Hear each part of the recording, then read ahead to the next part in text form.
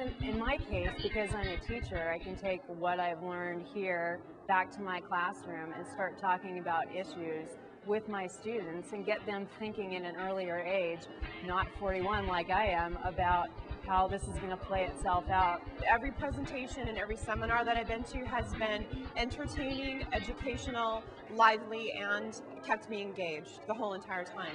So my favorite part of WPC is who's in the room. The humanity in the room is unsurpassed at any other conference I've ever been to. I've learned a lot about myself. I've learned a lot about how I grew up, thinking about that in a much different way. Looking at my school differently, trying to figure out how I can make it a better place for the students, for the adults, for the administrators, for people in our community. I would encourage it for anyone.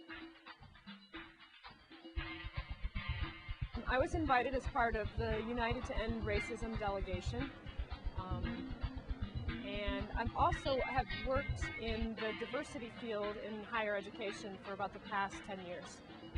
I mean, we can speak and talk to one another and have dialogue and let other white folks know what it's like for a person of color. And I don't think that white folks are going to really truly understand what it is like to be a person of color. But this conference gives you a glimpse, and it helps. I'm here to help create allies so that we can soon get to that place and that we need each other. I think that the kids who are here are starting to put the pieces together and see, okay, I'm 17 years old, but what do I want my world to look like when I'm 35?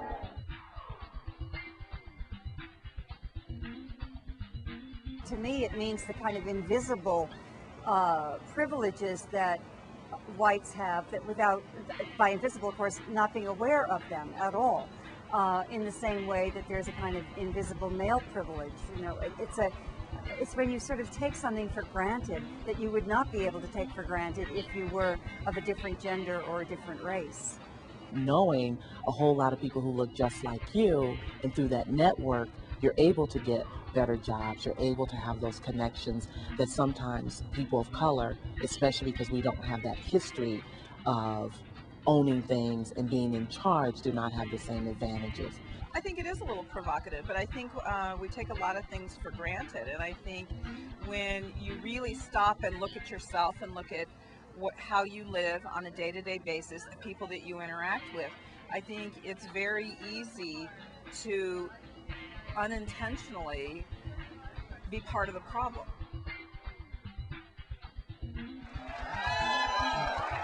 Estamos bien, con corazón, con ganas. That's right. And for those of you who, might not speak Spanish, we're here to do some good work.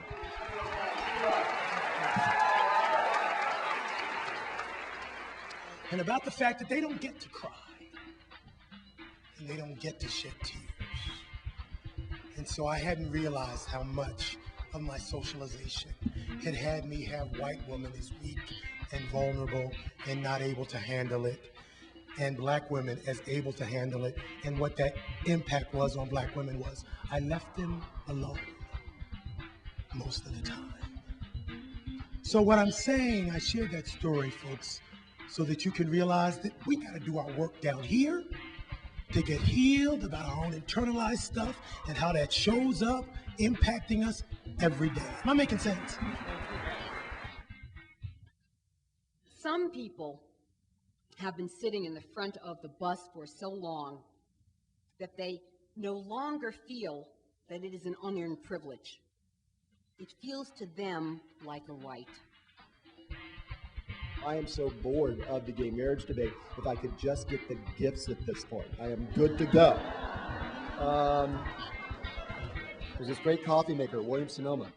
Just as it's difficult to be healthy or to have a good sense of well-being in a toxic physical environment, if we're breathing poisoned air, for example, or drinking polluted water, so it's difficult to be healthy in what I call a toxic cultural environment, an environment that constantly sacrifices our health and our sense of well-being for the sake of corporate profit. And the toxic cultural environment does this in many ways.